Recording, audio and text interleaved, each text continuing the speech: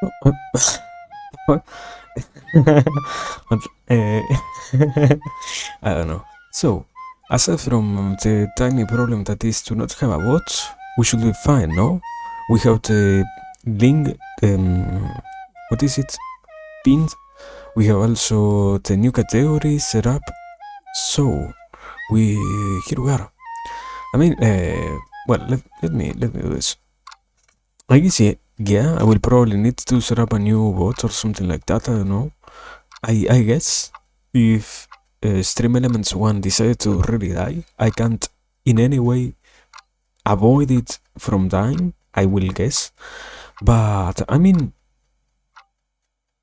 I understand that it is free, but still, shouldn't that thing properly work? Like, isn't it part of the idea itself of having the stream elements bot existing to have it also working?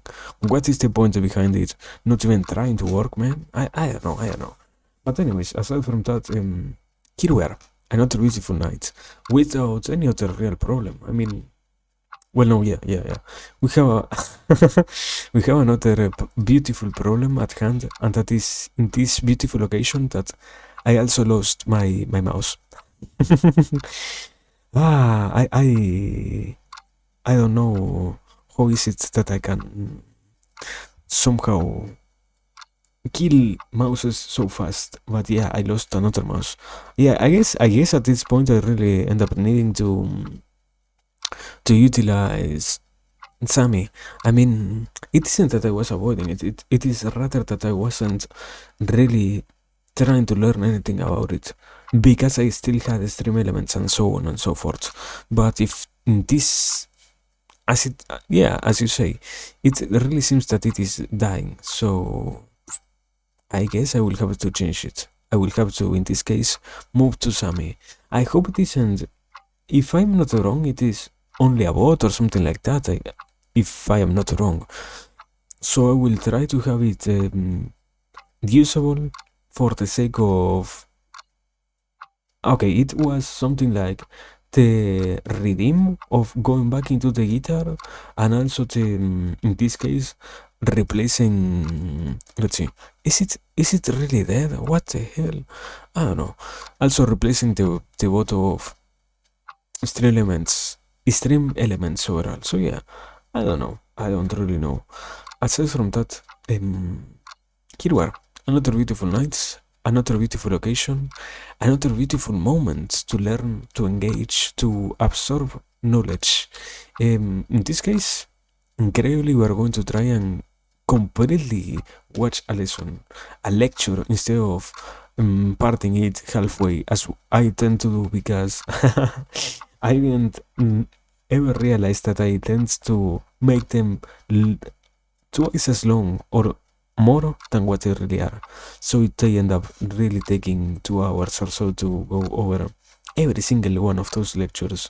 So yeah, in this case, we're going to fully see one instead of having to make it on multiple streams. But yeah, I don't know. As always, hello everybody, hello lurkers, hello world watchers, hello beautiful world watchers, sorry, hello Bunkum in this case, and well, fuck you fucking stream elements if you decided to not work, I cannot make you work, well, it seems. So yeah, anyways, here we are. I think I can, no, wait, I need to mute this, I need to activate this, and now I can properly transition without any worries. And, oh. My man. We can now properly go into this new interesting lecture. I think there was a quick rundown about the last one, but just in case, what it was about the last one was the different parts of the memory in the sense of how it enables and how it works when it is learning and when it is also integrating all the things that are related to memory. So basically, something as simple as that. It was language. What did I say? Did I say memory? It was about language. How you integrate language and how it also becomes a reality in your brain, and where are the areas in which it also gets activated and so on and so forth. But it wasn't really that much different from the rest. Okay, no problem. Thank you, Bunkum. No problem, no problem.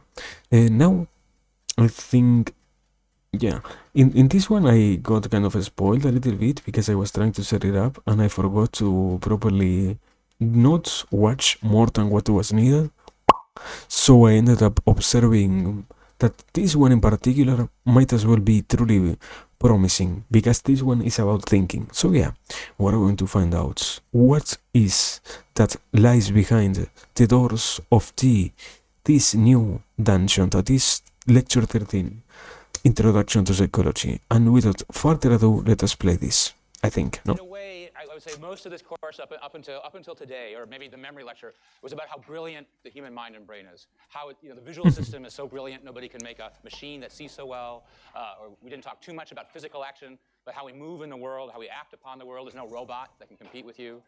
Language is far beyond computers to be nearly as sophisticated as you are, as a 5-year-old is. So in all those domains, we mostly think about, in terms of psychology or brain function, how is it that we're endowed with such amazing capacities? When it comes to thinking, right, one of the highest forms of human activity, thinking hard, problem solving, edges of creativity, that kinds of thing, it's something we have a huge respect for, something we wish for, something that we know is a very, very valuable tool. But psychologists have emphasized the traps we can fall in. I mean, in a way, what's easy for us is what the brain empowers in us, right? It's easy for us to recognize objects or faces or move in the world. When we feel something is hard, like thinking hard for problem sets or global warming or other things that are hard to think about, then we know that we're sort of leaving the apparatus that's easy for us, and we're entering into a hazardous, difficult form of our mental lives. So I'm going to show you a video for a moment, because the other fun thing is, and maybe this is true of all of us Okay, in is it different going ways to all be the time, copyrighted? we often don't recognize when we're thinking not as well as we might. All right? So this is a trap. So I'm going to show you the original punking TV shows was called Candid Camera. It's pretty old, so this is a clip from there. And here's a couple of people asked to do, a school Tell me problem, that it is not 7/8 going to divided by fucking 3/4, copyright and it. how many square feet in a square yard. And what's kind of funny about it, in my mind, is not only that the people are wrong, but how wrong they are and how much they don't realize sometimes how wrong they are, okay? Yeah!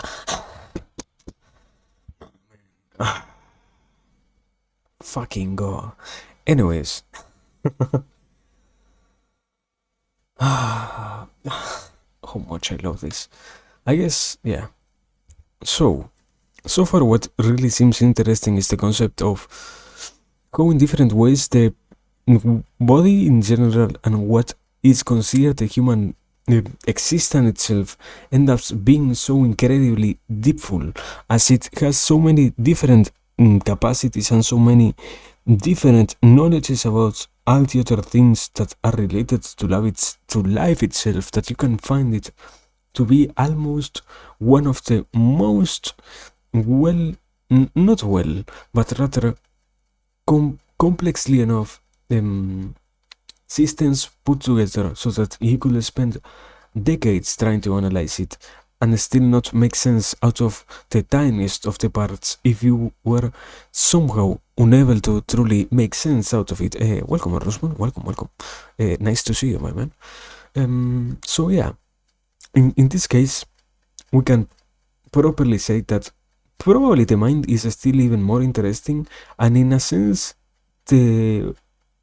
I don't know if it is negative or not, because you have to take into account when you talk about the mind and how thinking is done that, as with other physical processes, you tend to go to the easiest route or the one of the least resistance, and because of that, you wouldn't spend so much time thinking about anything in particular, nor would you try to make it, let's say, a harder time for yourself by simply trying to integrate more concepts than what you can really process, as it doesn't need to be part of your existence. Let's say the act of constantly changing how you work and constantly taking the hardest path almost, because in a sense what happens when or what I understand, what I think is, when we have the possibility of utilizing our minds for the act itself of thinking, it ends up also being a reality that we become capable of seeing what we lack and what we also have at hand. So, by having both of those things combined, existing at the same time, and giving us so much beautiful gifts, you can kind of start to decide what you want to have the most working on yourself. And by having that, it is that in some cases you might be able to notice that you're falling for some traps in the side of the mental aspects. But it also happens on the other end of this. You find yourself doing or falling for not traps, but rather for errors in your, let's say, activities when they are also physical.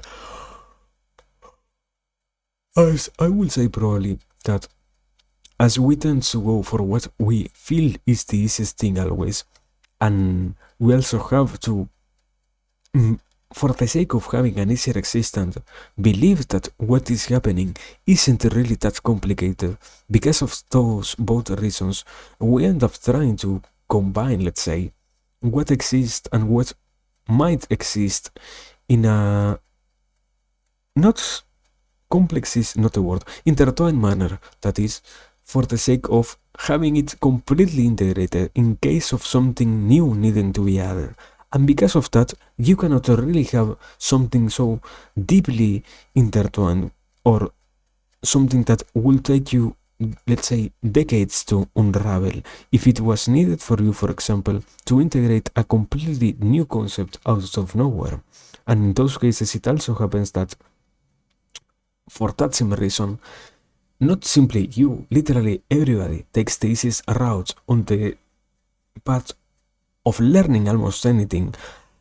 And because of that, it happens that we end up committing errors in our beliefs about how we are doing things and how much they are really good or not. But I don't really see it as something negative, rather, I will even believe that by simply observing that they exist and that they also act in such ways, you can become aware of those facts. Because I will say like this: the act itself of being conscious gave us the possibility of noticing these and other different errors that we end up committing when we are alive, let's say. But it is only in the hands of the individual who is actively hunting for things like that to truly come to the realization itself of how much of a change there might be if they, instead of simply letting their actual easier one self exist, try to pursue it something more complex and more polished, even if it will require the sacrifice of a part of themselves, let's say. But I don't know. I think it is still nice. So yeah, let us continue. And also, I mean, what's impressive about this copyright. is that not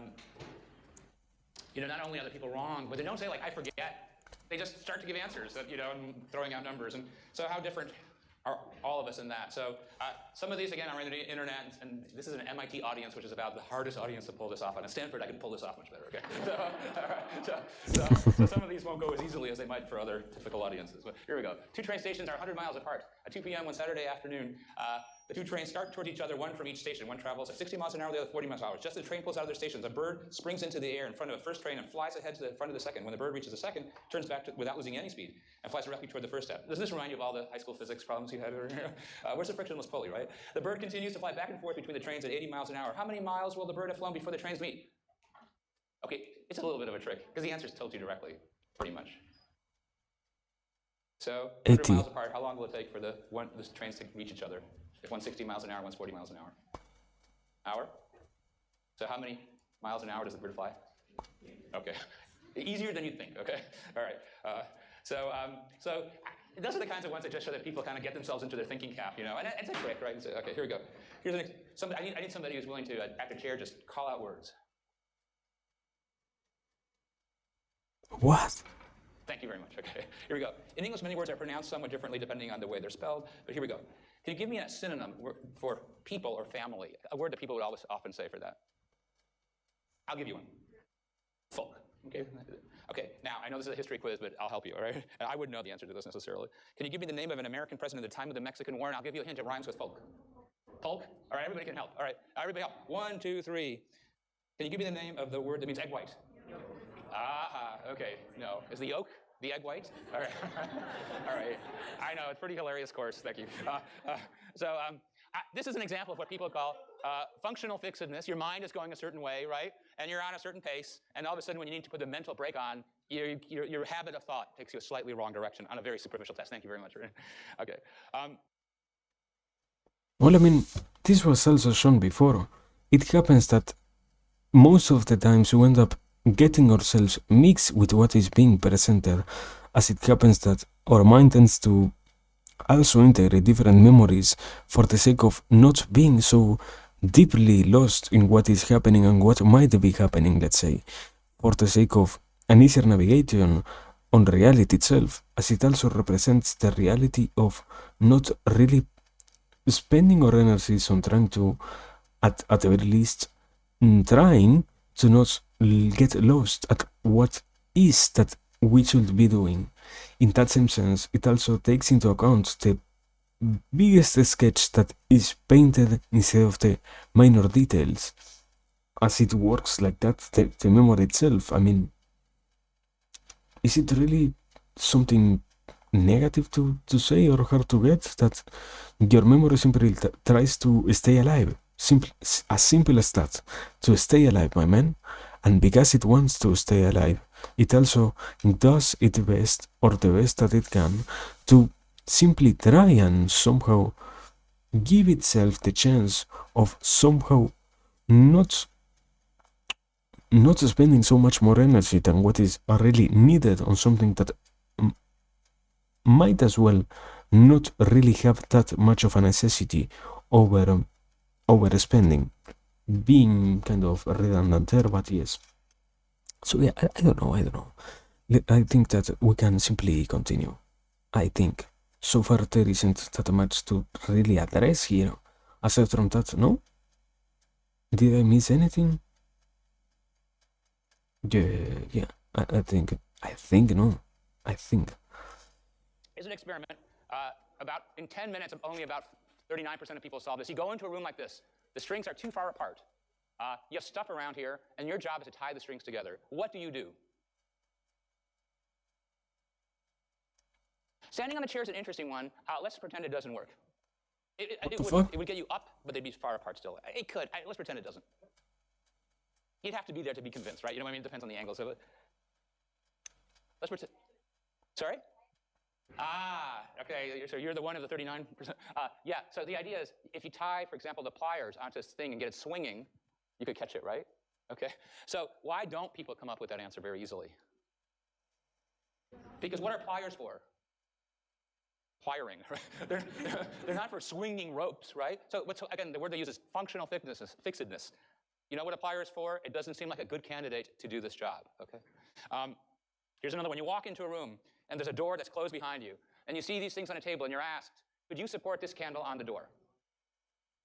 About 23% of people get this in 1945. What do? This is just like all the spy movies, What? right? Yes. Sorry? Yeah, through the width of the door would be pretty good. It's not really supporting the candle, but it could get the job done. No, it's not a bad thought. These are all good. If it were me, I wouldn't be close, okay? So that's better than I do, yeah. They got the tacks and then tack the base. Okay, have you seen this before? No, okay, excellent. All right, I tell you, MIT's audience is not an easy audience, right? Yeah, the idea is that you dump the tacks and then stick the tack into the back of the empty box. Nice platform for a candle, right? Why don't most people think about that? Because what's the job of the box? To hold the tacks, okay? All right? Yeah. My job is to figure out the problem. You hang on to the tacks, okay?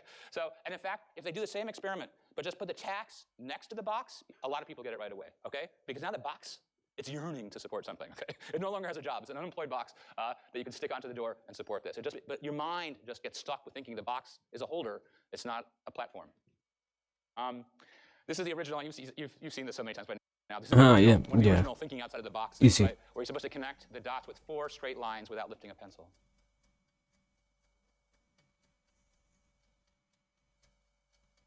some of you know this, some of you are figuring out on the spot, but I'll just show you. So there's an answer. The other ones are similar. Okay, why do so many people get stuck in this and not get it done? Because they don't like this part, and they don't like this part because it's drawing outside the box. Okay, they're always looking for the connections within the box, and it seems cheating in some sense to draw outside the box. There's an intuition, like with the box with the tax, that you're supposed to stay in there. And so if they get no information in this study, practically nobody solved it in a given time. I They mean, get a hint. You wait, can draw outside the square. we're close to finishing. But then outside the square plus they get the first line, they're still only half the time getting it, all right? Because you got to go outside a second time. So it gets a lot of information to get comfortable with finding a way to do this that's completely within the rules, but not the way you intuitively feel might be the right way to do it. So yeah, I mean, what I wanted to say was, it also simply happens that most of the time you wouldn't be almost second guessing all the things that are possible to be to do with any object at all.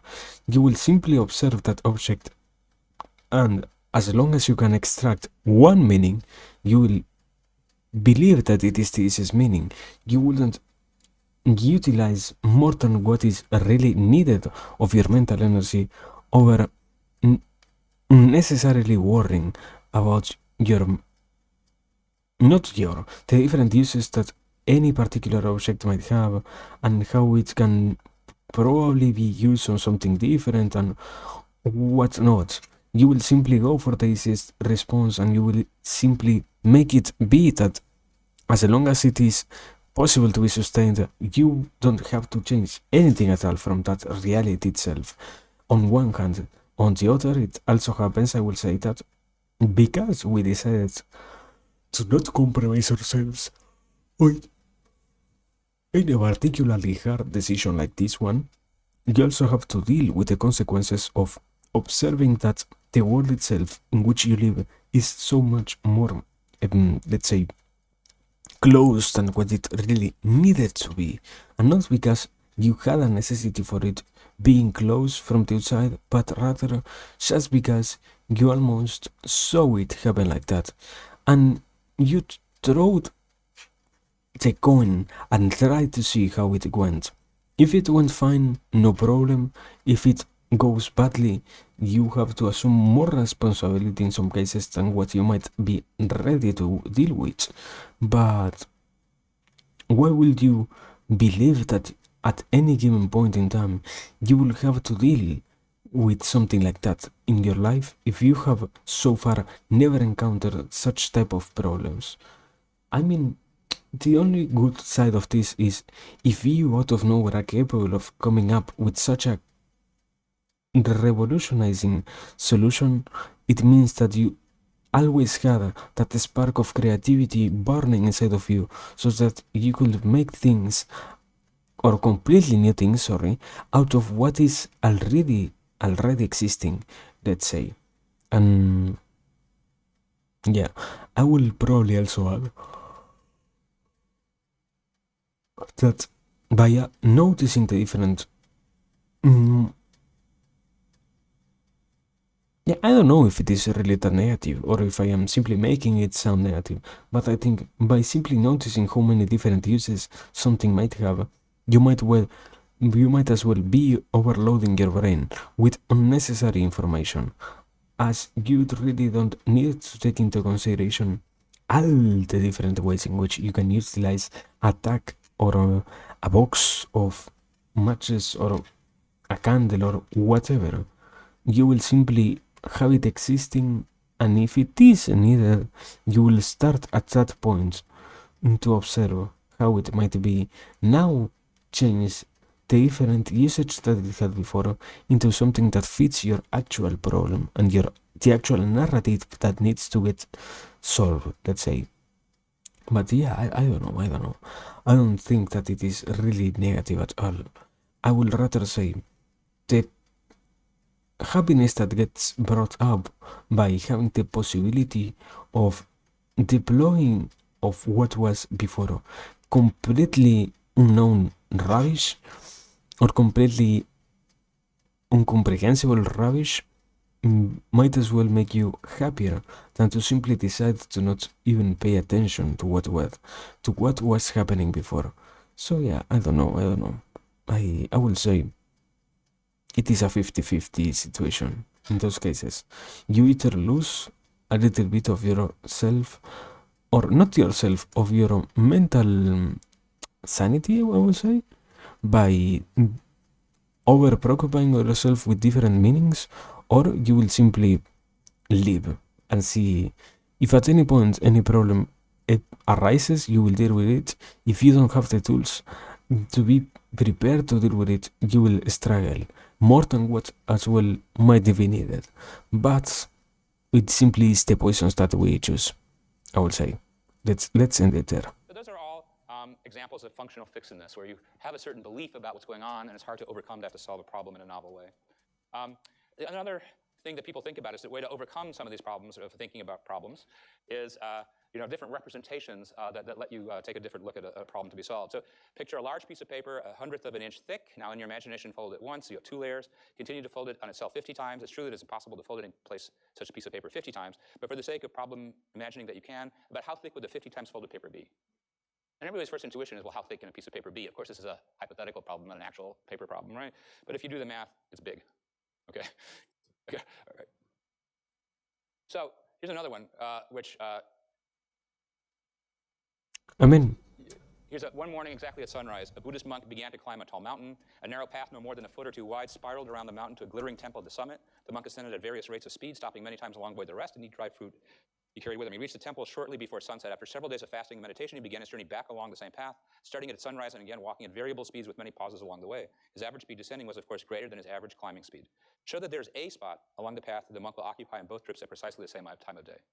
So that sounds moderately hard, but if you draw the picture, so we had an equation, now we have a pictorial representation, you can see there has to be some moment of the ascending and descending path that cross in time, right? You don't know what it's going to be, but there has to be some moment in time. Maybe that's obvious, but for a lot of people it seems stunningly complicated that you could even demonstrate that in any way at all. Okay. okay. I understand it, I understand it. So wait, I mean,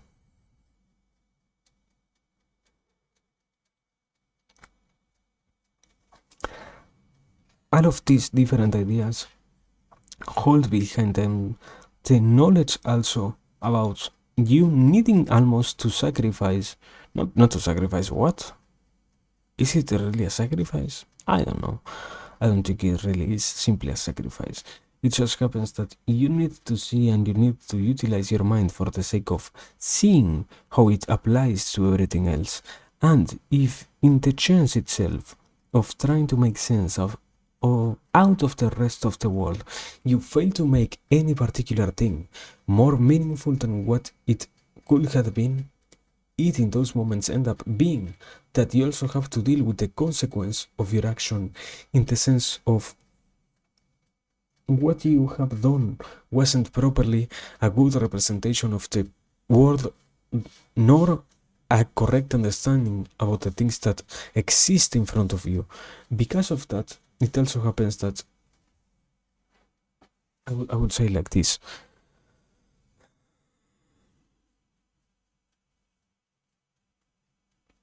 You simply have to observe something and see how many things you can find.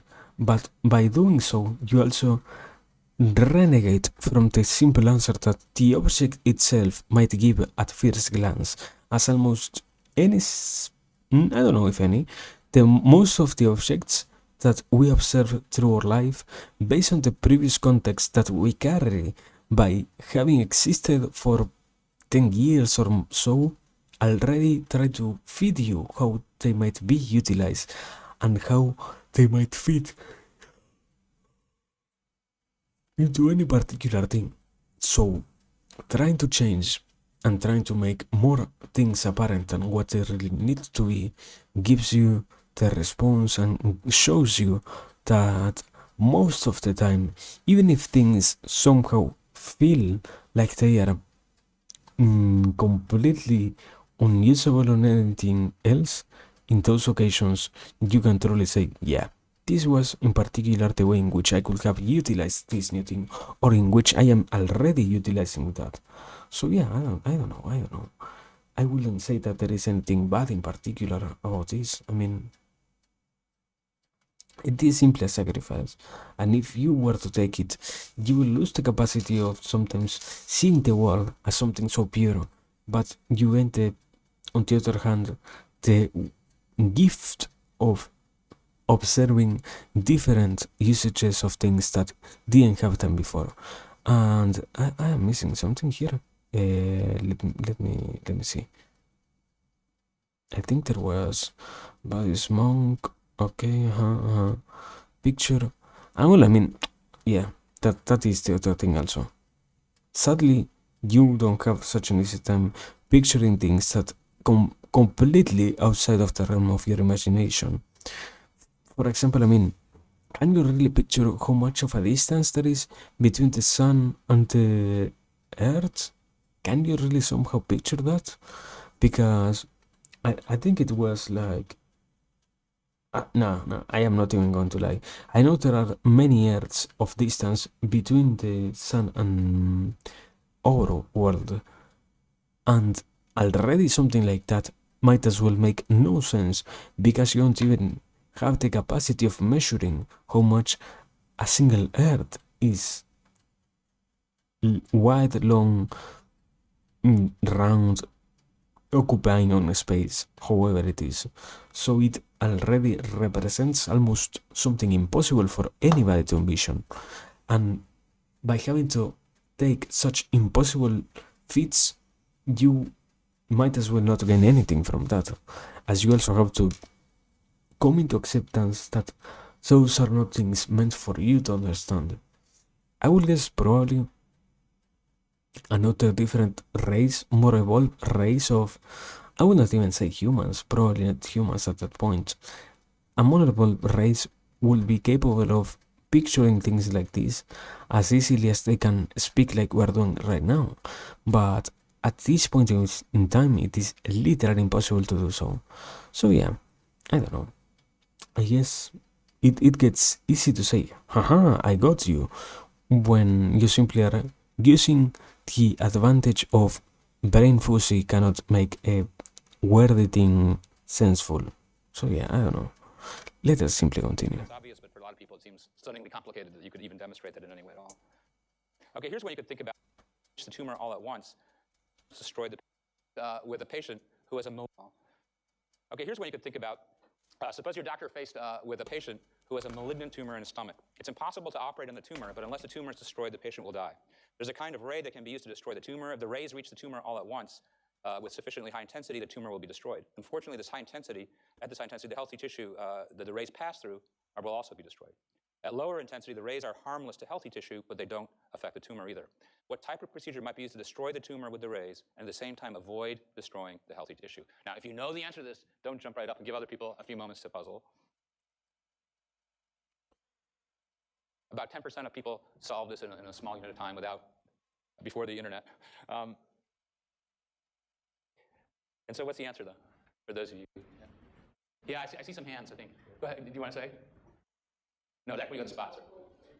Yeah, have several weak ones, aimed to converge at the tumor. I saw your hands. Okay. Yeah. No, the idea is have several different rays, each of which are weak enough not to destroy the tissue, but when they converge spatially at the tumor, they would sum enough to destroy the tumor. That's the problem-solving answer to this. So knowing that, here's another kind of a problem.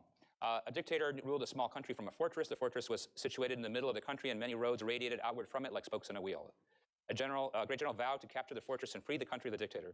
The general knew that if the entire army could attack the fortress at once, it could be captured. But a spy reported the dictator had planted mines on each of the roads. The mines were set so that small bodies of men could pass over them safely.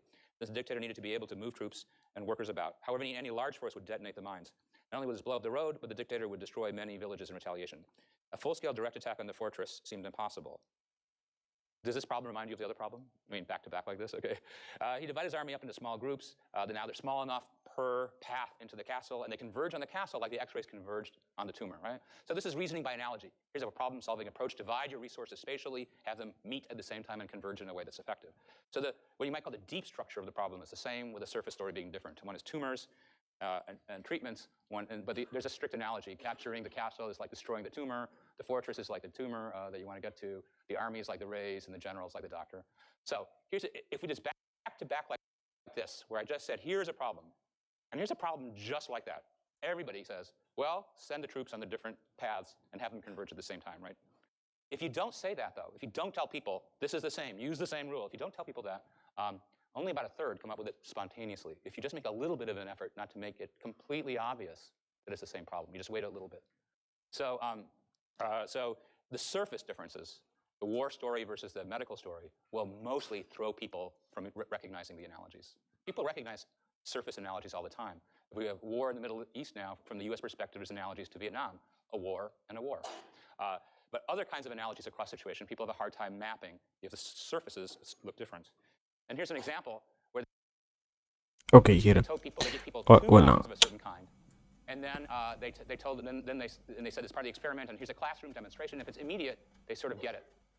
But if they wait just a little bit, and they move from one room to another room, they don't apply the rule at all.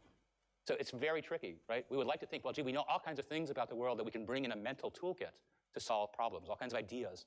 But if the problem doesn't look the same as the prior problem, people have a hard time spontaneously saying, there's an answer I know, and I can apply it to the situation, unless it's really, really obvious. People don't transfer deep solutions very easily across what looks like different situations. All right, something different. The instructors in a flight school adopted a policy of consistent... Okay, wait. Before moving into something different, I will say probably my conclusion is related to the fact that going back to what was kind of explained before, you wouldn't really try to apply the same tools if you are basically, in this case, I wouldn't simply say creative, because most of the world isn't creative, but rather because you are discovering how you deal with things in a sense in which you are facing completely new problems, you start to analyze how you could try to solve them, and you wouldn't refer yourself to the already known solution if you have in the way the possibility of trying to see how you might as well deal with that particular problem a little bit easier or a little bit easily compared to what you already are dealing with. So, I don't know. I wouldn't say that it is something negative to not have the capacity of grasping or observing if two things could be solved the literal same way, because in reality you're already kind of doing it. And your brain, I will get something like that is the negative side of this. Your brain deemed something that could have had more potential as ineffective because why? That is a good question. Why? I guess I can solve that. I will probably say because in the minimal possibility of it being wrong, it wants to avoid that rather than to risk the whole process for the sake of, I don't know, destroying itself or something like that. So yeah, I don't know. Let us continue. People don't transfer deep solutions very easily across what looks like different situations. All right, something different. The instructors in a flight school adopted a policy of consistent positive reinforcement recommended by psychologists, and we know we're very suspicious about psychologists, right? But you have to imagine the instructor went to some classroom and somebody said, positive reinforcement's the way to go. They verbally reinforced each successful execution of a flight maneuver. After some experience with this training approach, the instructors claimed that contrary to psychological doctrine, high praise for good execution of complex maneuvers typically results in a decrement of performance on the next try. Are they correct?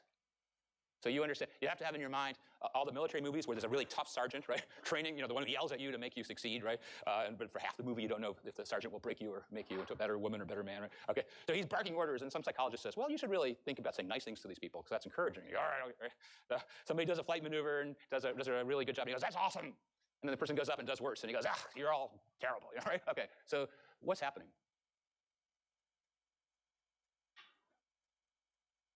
Yeah.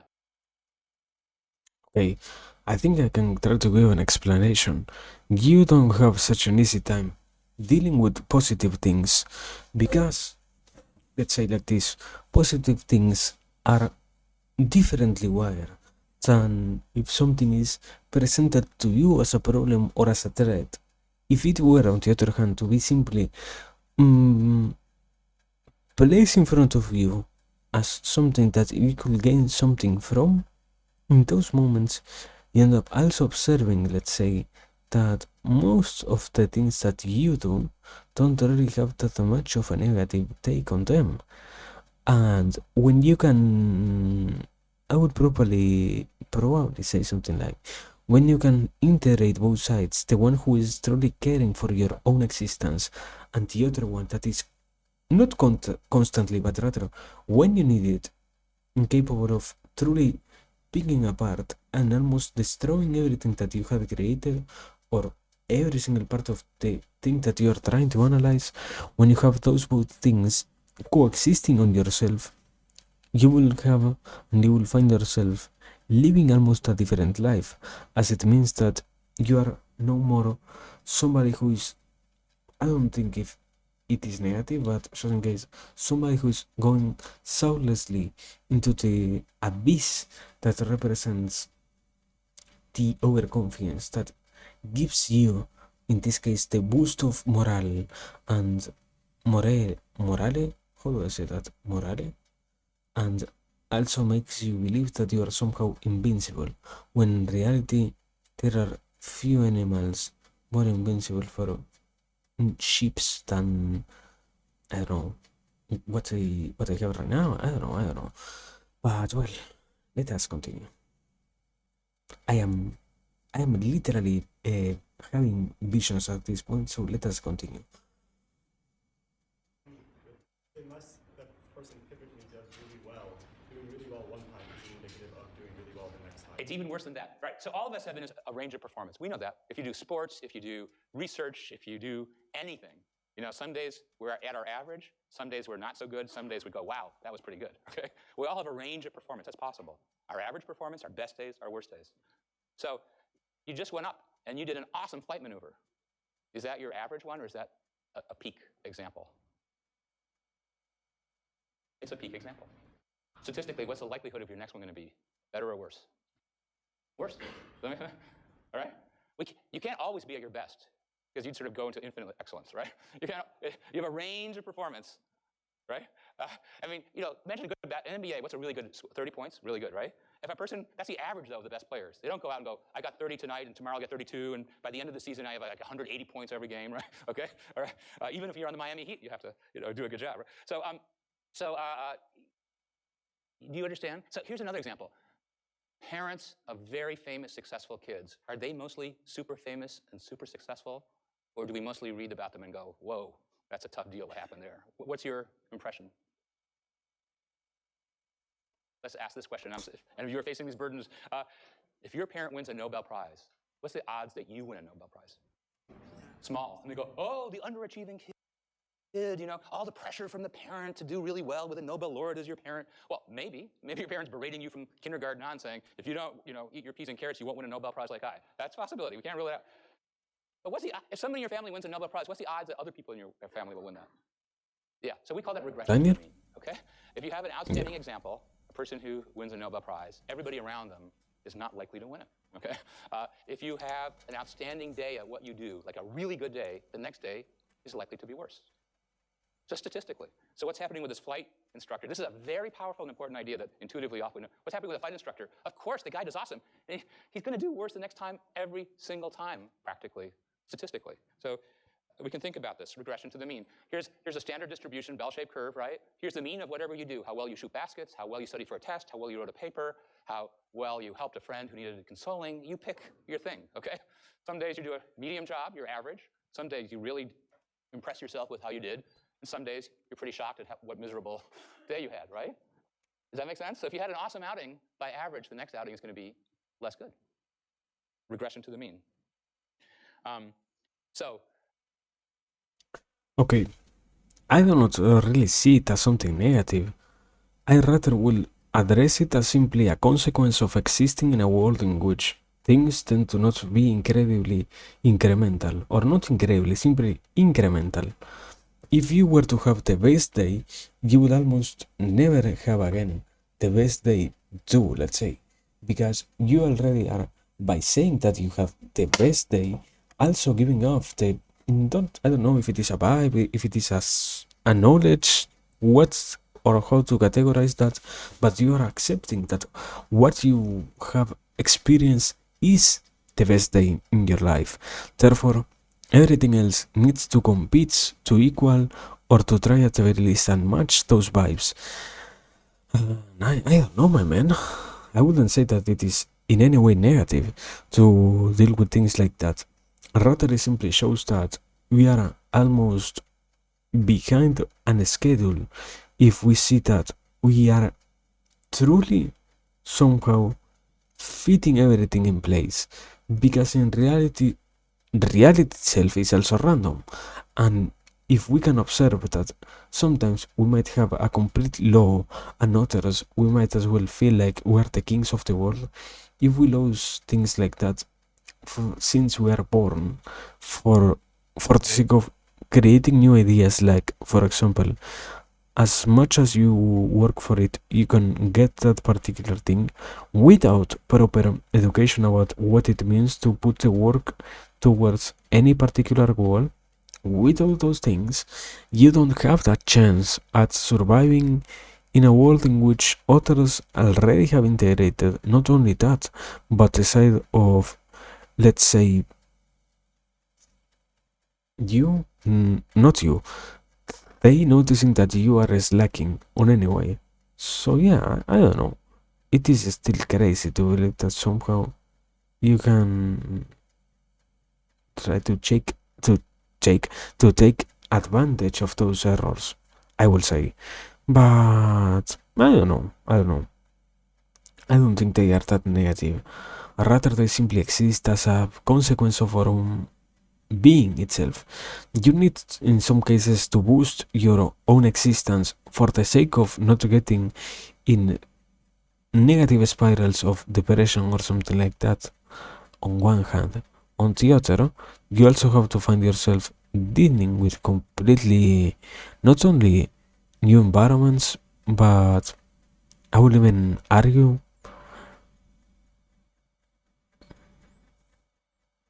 yeah, new realities themselves, something like that. I will guess, but I don't know. I don't know. Let us simply continue. One place this has been done over and over and over again, and somebody help me out here. This could happen in any sport, but especially in basketball, people talk about a hot hand. So some of you are sports enthusiasts, probably some of you are not. So sport enthusiasts, will you please help me describe what a hot hand is in basketball? Help the rest of the class. All right, thanks. Do you think you're on a hot streak just because you made a couple baskets in a row, but they look at the statistics and then it ends up being that they're just over confident in the shots and stay shooting more shots in the end? It's very close. So people do have this. If you watch a basketball game, it's incredibly how often the announcer will say, "Oh, player X, he or she is on a tear. They're so hot. Pass that ball to that person. They're so hot. You know, they shoot a three-pointer and they come down, they shoot a three-pointer. You know, why are you passing the ball to that person? They're so hot." Okay. So the idea is, and some players are known as streaky players who go out and have just awesome nights, right? Okay.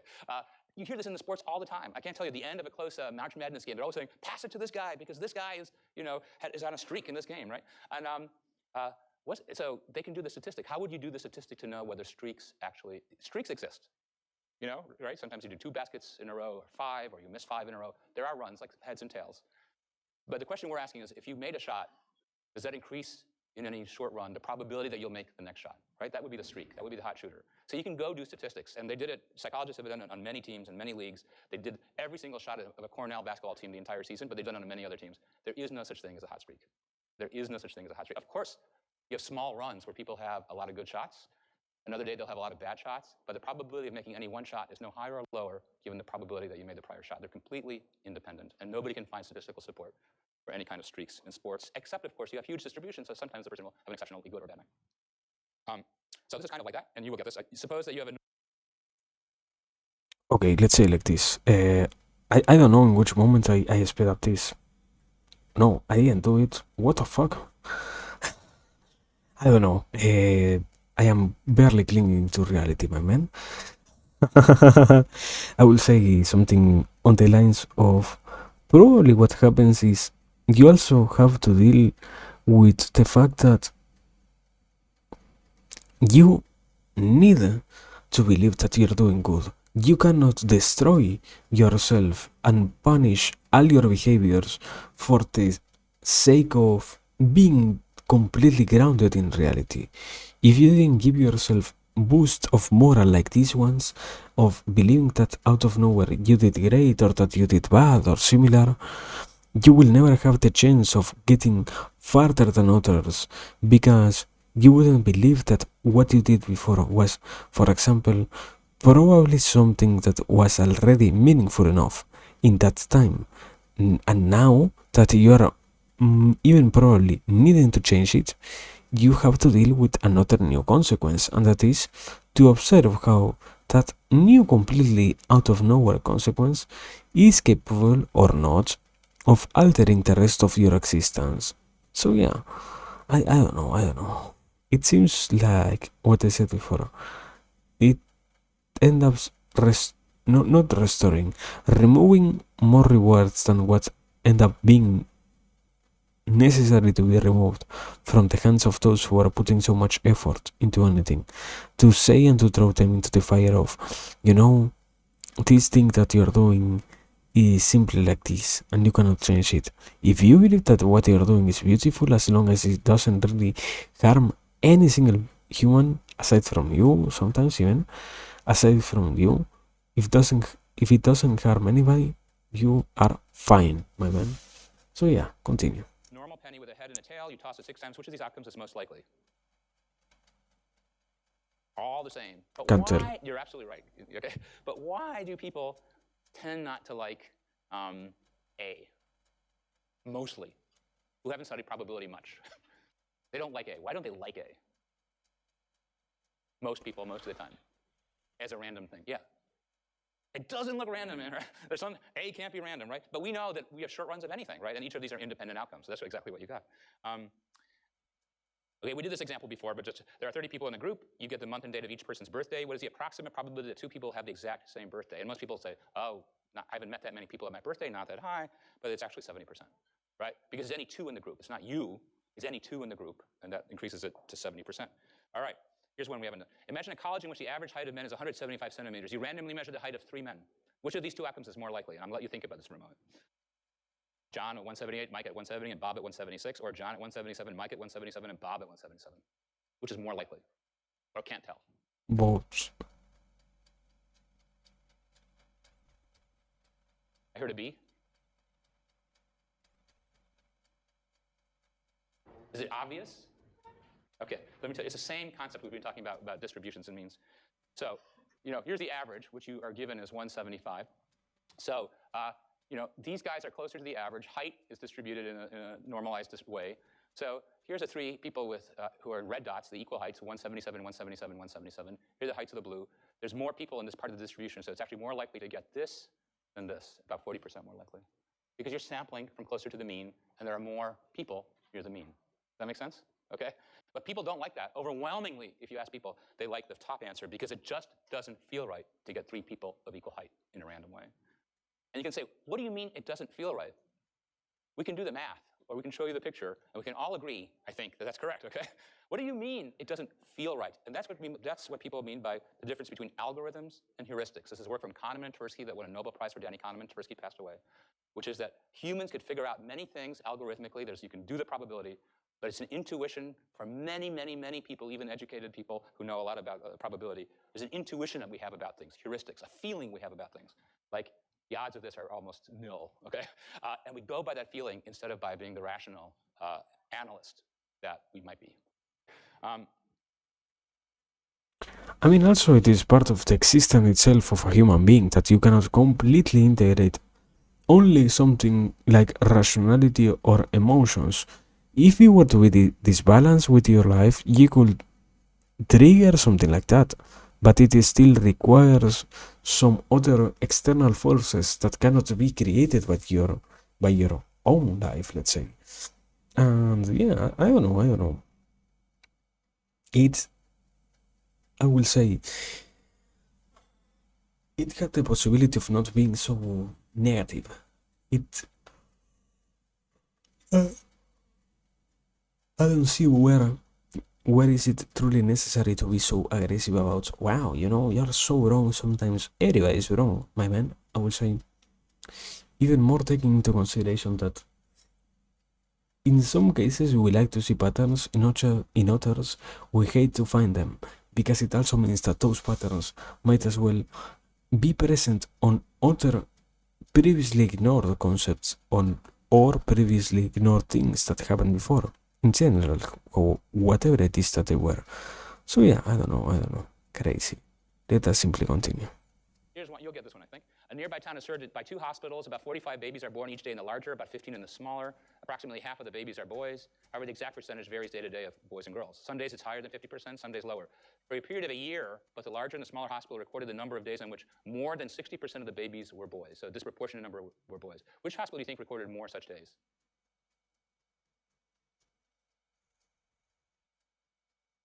All right, okay. Answer is about the same. The most common answer is about the same, but because the law of small numbers, right, you're gonna get more weird samples in the smaller hospital, right? Okay, because it'll be less of a distribution, you get more weird stuff. Okay, here's one. It's a little dated in terms of the language used, but they would give people an example like this. Linda's a 31-year-old, single, outspoken, very bright. She majored in philosophy as a student. She was deeply concerned with the issue of discrimination and social justice and also participated in anti-nuclear demonstrations. Now rank the options in terms of their likelihood. In describing Linda, give a ranking of 1 to the most likely option, a ranking of 8 to the least likely option.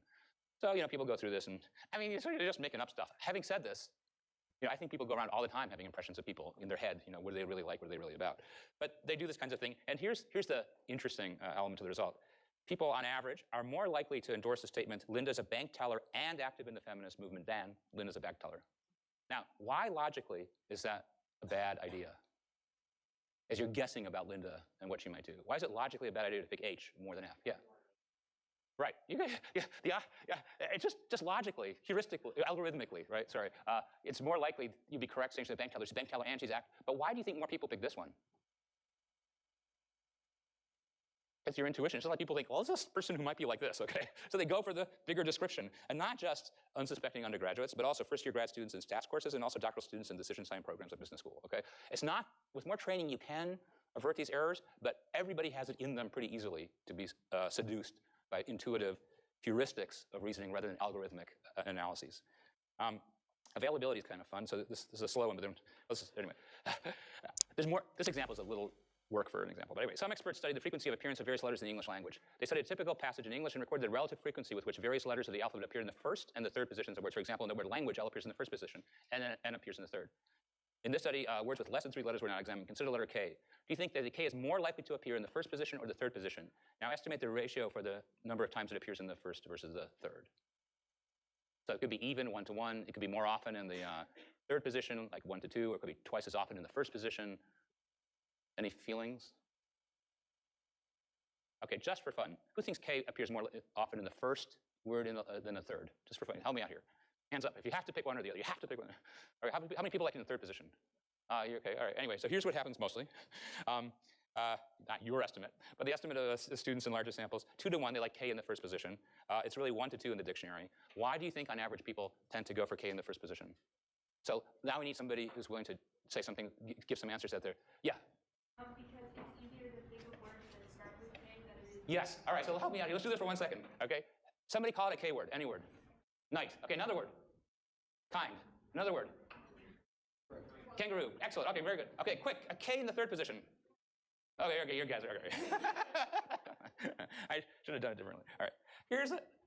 So now we're talking about the heuristic of availability. That we sort of think that how common something is, and then in some ways how important something is, by the ease with which it comes to mind. It's easier really to think of words beginning with K than having K in the third position. Here's a question. How much more likely are you, and I don't know the answer to this, but you can figure it out, to drown in a bathtub than to die from a terrorist attack in the United States? Obviously, since 9/11, terrorism has been a huge issue in our country, right? Huge issue. But in the US, what do you think? Much more likely for people to die drowning in a bathtub than terrorist attacks, including 9/11, for the 2000s, okay? So why is it that you have constant discussion about terrorism? Why is it that you take off your shoes, and can't take much of your toothpaste on the airplane? And yet nobody is talking to you saying, please exercise caution when you go into the bathroom, and please have those sticky things that make it less likely to slip. Do you get much of that? You go to the airport and they say, those shoes look a little slippery in case you go into a shower, right? No, okay. So think about this. Which is the real danger, just in a practical way, and why do people worry so much, and not for bad reasons, about terrorism? What's the difference between them? I mean, I will guess the probability itself of things running out of control is more harmful that the thing itself completely running out of control, you know? And by trying to reduce the chances of everything out of nowhere, being as chaotic as they can be, gives you a chance of not having to fight against the world itself in which you live. On the other hand, if you have every single time to see how it goes completely astray and it completely stops being sensical almost, in those moments it gives you not simply a chance, but rather it gives you a hard time at comprehending the rest of the picture. I mean, yeah, I don't know. Okay, let's continue a little bit more. And you can think of more than one. Yeah. Yeah, that's huge. Availability is huge, right? The news is a very powerful way in which we think that's what the world is full of terrorism in the U.S. We hear about terror groups that are found, terror cells that are found, and you almost, we'll hear about homicides a little bit in the local news, right? But you just never hear about, unless it unfortunately happens to somebody you know personally, somebody slipping and dying in a bathtub, and it does happen, but you don't hear about it much. It's not available to you. Yeah. Well, I mean, those are biases, my man. Part of it is what you're saying is there's a sense of foreignness to the terrorism that we don't understand. Maybe there's a sense of passivity. We feel like we could do something about the bathroom. We can't do something about an airplane being driven into a building. These things are complicated, but it's fascinating what people think is scary versus what by any rational analysis is dangerous, right? Okay. Here's another. Okay, wait. So we're going to do this. I'm going to take around 3 minute break because I need to do some stuff. Let's say like that. And after that we're back. But yeah, so far really understandable, I think. So yeah, let me see.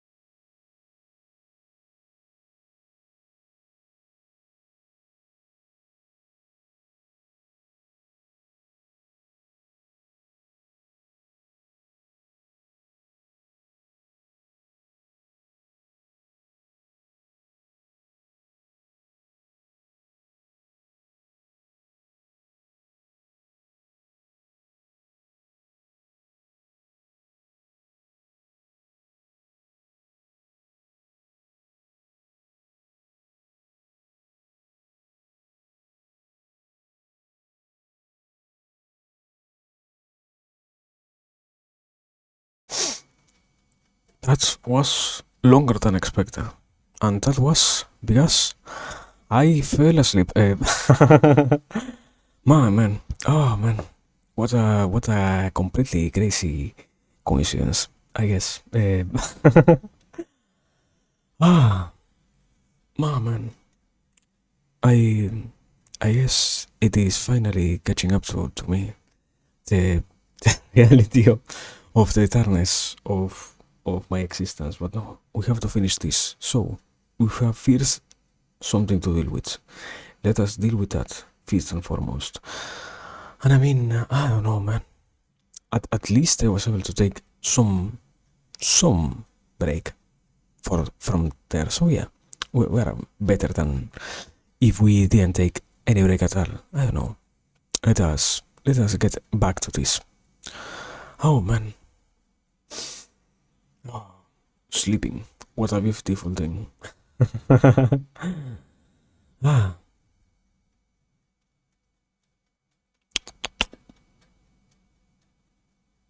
here we are, back.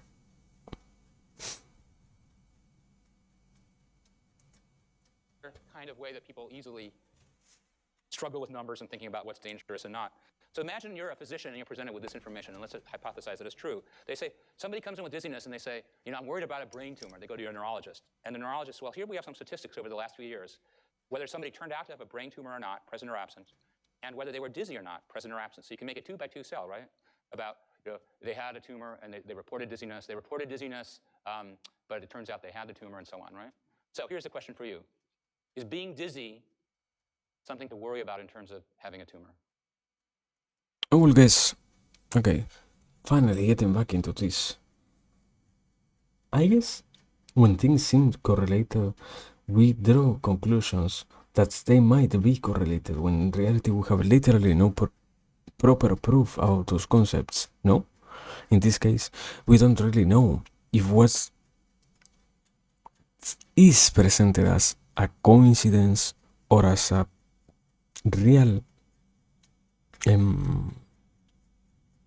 I will say, similar factor. Is really a similar factor on both cases, I will guess, because something like this 160 versus 40 doesn't really seem that equal, even more when you have 160 and 40 absent on the other side. But when you are talking about something that or when you're talking about somebody who hasn't, let's say, problems or brain tumors, sorry, 40, 10, 10. So it is not even close to being the same, I will guess. Should you be worried if you're dizzy that you might have a brain tumor by these numbers? So what do you think most people think? You have to make a quick answer. You're one of those doctors on House who's going to get berated in a moment, okay? All right? And you go, whoa, 160, bad, right? Okay? That's what a lot of people feel. And by the way, there's a lot of concern in medicine about how doctors convey risk to patients as patients pick what kind of treatment they want. Because it's exactly what we're talking about now. It's the exact way that you convey to a patient the risk they're facing or the family member is facing among different treatment options, all right?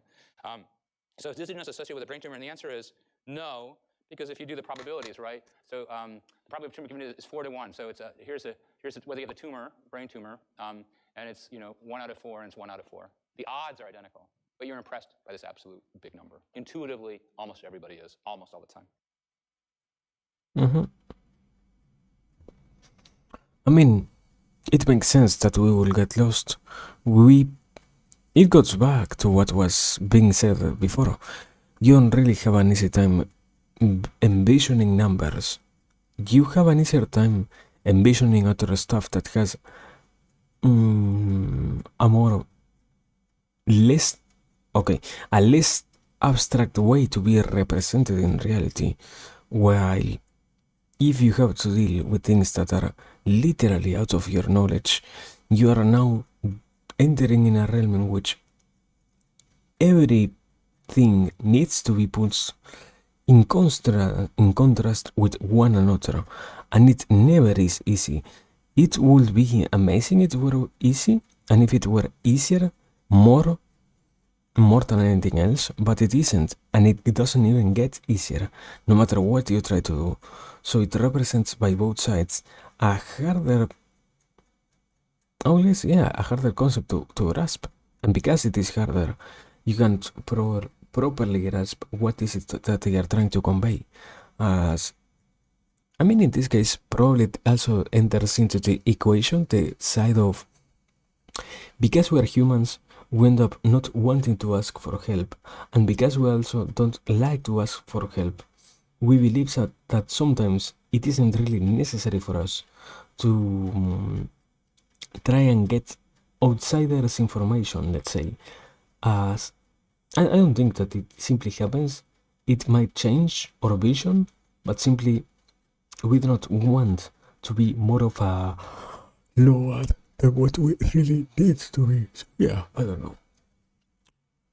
I guess that, or I will say that is another factor to take into consideration in these things, as we are still social creatures. All the time in medical testing, it's come up in things like discussions about how often we should test for, if you're a male, for prostate cancer when you get older, if you're a female for breast cancer. So these kinds of things come up all the time in decisions about should you get the test or not, and so on. So imagine now a hypothetical syndrome is a serious condition that affects 1 person in 1,000. Imagine also that the test to diagnose the disease always indicates correctly that a person who has it actually has it. So if you get the test yes, if you actually have the disorder and you get a yes, you will always be identified. So that's a good test in that way. Finally, suppose the test occasionally misidentifies a healthy individual as having that disorder. So it's a false positive. The test has a false positive rate of 5%, meaning the test wrongly indicates that the virus is present in 5% of cases where the person does not have the virus. So it's always, if you have it, it's always correct, but 5% of healthy people will be misidentified on the initial test. Choose a person at random, administer the test, and the person tests positive for that syndrome, okay? What is the probability that the person really has that? This is the kind of medical Really gas. Wow. topic that goes on all the time. I mean, the real possibility or probability is something like, based on the rest of the world, isn't it something like 0.1%? So, most people, what do you think most people are going to say? Yeah, 95% exactly. You know, because he said, well, 5% of the time it's wrong, but that ignores the base rate of the disorder, because if there's 1 out of 1,000, right, then the other 199 are tested, then you have about 0.5 times 999. That means for every 51 who are tested, only 1 has it, so the answer is only about 2%. Because the odds, the prior odds that you have it are so low, okay? So that comes into the likelihood that it's an accurate test.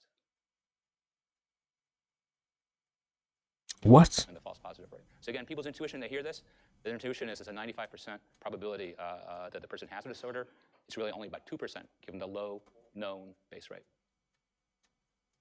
I mean, I understand if it were even lower. Why 2%? For every 51 who tests positive, only 1 has it. Yeah, I mean, obviously, it also means that you have to take into the equation how different things that are out of what is really being talked about in the moment play a role in things like that, you know? If they weren't influencing your already existing knowledge, you wouldn't be so precautious about them, I would say. And if all this is whizzing by you a bit, I know I'm going through it pretty fast, but you know, you can think in 2 ways. You can also think you're a patient being told this. You're not going to get an hour-long lecture on probabilities either, right? So how this is communicated to physicians, for example, in the medical area, and families is a really big challenge. So we talked about 2 heuristics, that people like things to look random, that we tend to go for what we often hear about and imagine that's how frequent or dangerous something is in a very broad, intuitive way. Anchoring and adjustment, here's a fun one. So here's the experiment they did. They went to people like in courtyards around, I think it was around Stanford actually mostly, and they had them do the following. They gave them either this problem or this problem. And here's what happened. If they got this problem, they quickly had to guess the answer. They came up with this many. This was their average estimate, and this was the average estimate. So the first thing we can agree upon, regardless of the fact that everybody is completely underestimating the actual answer, okay? Because that's almost not the point. Regardless of that, look at this estimate, this rapid estimate is 4 times greater than that. Why is that happening? Even though you're only getting one or the other, but why is that happening? This is the heuristic of anchoring, how people come to quick decisions. If we go 8, that's a pretty big number, you know. 8, we're talking some big numbers here, right? Now, we don't even get, they're going to get to here. They stop at 2, but you know, they start with 1 and 2. They go, we're talking about a pretty small thing, right? If I can't quite calculate it out, because it's too hard to calculate out for most of us, you know, this is going to be pretty small. By the time, so they're already thinking small, they're already thinking big, all right? So now you know why when you go negotiate for your salary somewhere in the future, if you have any negotiating power, start with a big number, okay? And the person who's negotiating with you knows that too, and in fact is often more practiced than you are. So here's a practical clue. Start with a big number, because that's the number where people's minds are. I'll show you several more examples of how ridiculous this is. But when there's no true exact number that you can quickly come up with, what's the fair salary for you to get the first year out of MIT in a job or something? First number out there has a lot of power, okay? So here they made it ridiculous. This anchoring, that my mind starts somewhere, and I kind of stay in that neighborhood. I don't recalibrate myself. So they took a wheel of fortune, you know, spinning wheel of fortune with the numbers 1 to 100. It's clearly random, right? Can't make it more obviously random than that. It stops somewhere, and they say, we want you to estimate the number of African nations in the UN, and most people don't really know, and there's some vague sense that it's more than a couple, but who knows how big it is exactly, right? Okay, so the number stops somewhere, and here's what the kind of thing that happens. Let's say, you say, is it more or less than the number it randomly stopped at? Let's pretend it stopped at 65. Then the average estimate was 45 African nations. Let's say it randomly stopped at 10. Then the average estimate was 25 nations. Okay? What's happening? Anchoring. You say, well, it's more than 10, but 10, I'm going to go way up from 10, because that's way too low. And you know, going beyond 25 seems hazardous, right? All right, you start at 65, you go, whoa, that's way too many. But you're anchored at this, and then you don't go down that much. So that first number, when you don't really know what the right answer is, has an incredible power over how far you range from that for your best estimate. Same idea. Is the Mississippi River longer or shorter than 500 miles? So they're giving you the anchor. How long is it actually, do you think? Or another person is asking, is it longer or shorter than 5,000 miles? There's the anchor. How long is it, do you think? And here's the estimates. They're both underestimating, right? But they're moving towards that number that was completely randomly thrown in. But it's not random to the human mind. When, you know, we don't know what the right number is. We're going to start in the neighborhood that we first have any number presented to us. I mean, in a sense, let's say like this, you wouldn't have the possibility of out of nowhere taking into account things that are completely outside of your realm of knowledge. And if you were to assume that everything that is given to you might as well be wrong, you will also have to deal with the knowledge of everything that you have already done before, also possibly being in some case or in some shape wrong, because it also means that those things also carry with them the knowledge and the comprehension of them being infected with this same disease, let's say. Is it a disease? I don't know. Being infected with this same problem, in which, because they have this kind of unreal nature to them, you have to somehow make them be less chaotic. And I mean, why would anybody try to assume so much chaos when it is easier to not do so? And I would even guess, probably assuming that everything is so incredibly chaotic gives you more worries about other things in life than simply deciding stuff like this. But I don't know. Framing is arguably, together with availability, is maybe the one that's the most interesting in terms of how powerful it is and how often people use it to convince you that, you know, their political position, their corporate position, their anything is the way to go, okay? And once you know framing, you're empowered a bit to think about that as you hear arguments made to you about what to believe in or what to support. So here comes the framing. Imagine the United States is preparing for the outbreak of an unusual South American disease which is expected to kill 600 people. 2 alternative programs to combat the disease have been proposed. Assume that the exact scientific estimate of the consequences of the programs are as follows. If Program A is adopted, 200 people will be saved. If Program B is adopted, there's a 1/3 probability that 600 people will be saved, and a 2/3 probability that no people will be saved. Which program do you favor? So the B is pretty complicated, but A is pretty simple. 200 people might be saved, will be saved.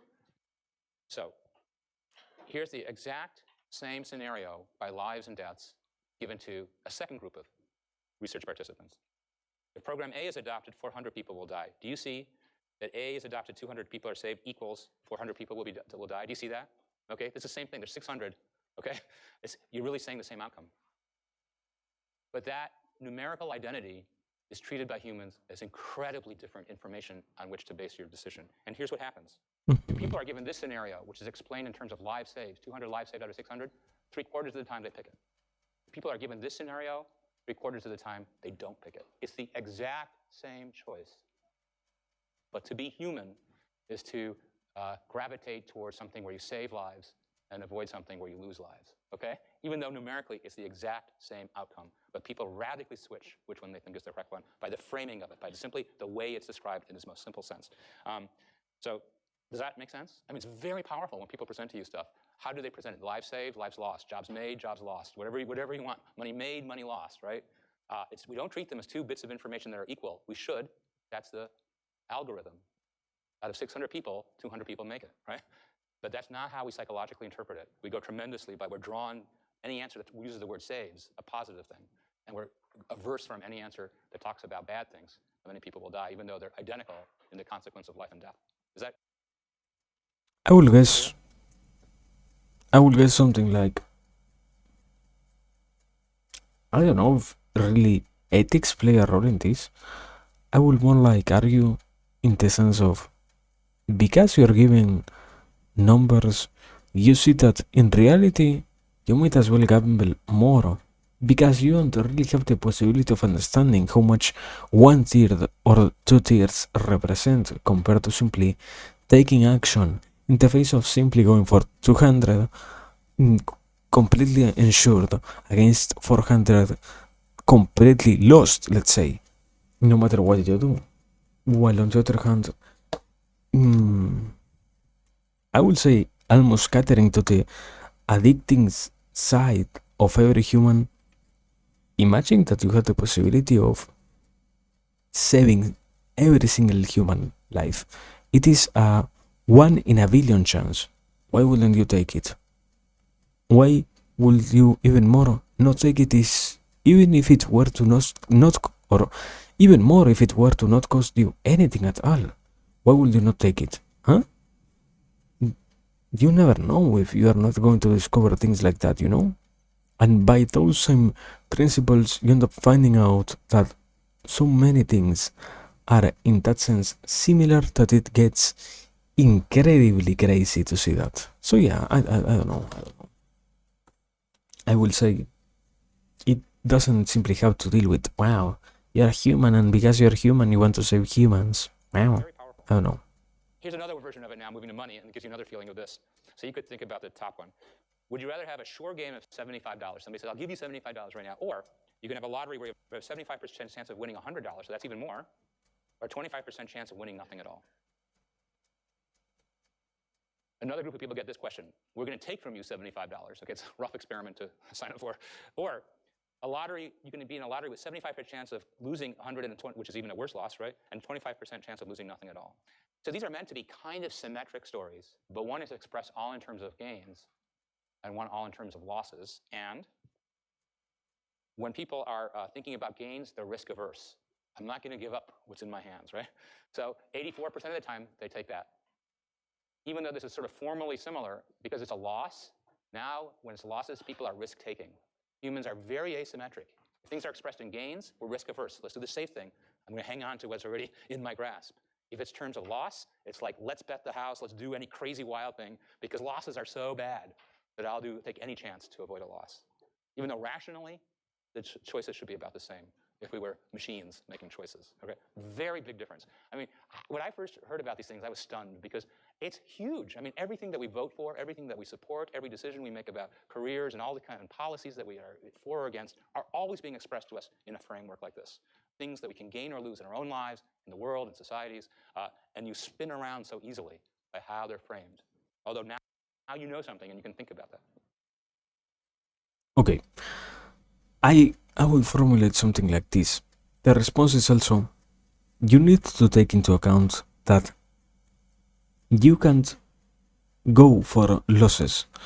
As humans, we have already learned through so much repetition that losing anything at all is completely harmful on one hand. On the other, if you really were to simply, I don't know, slip out of your hand a tiny amount, because you take the best chance, you wouldn't really care.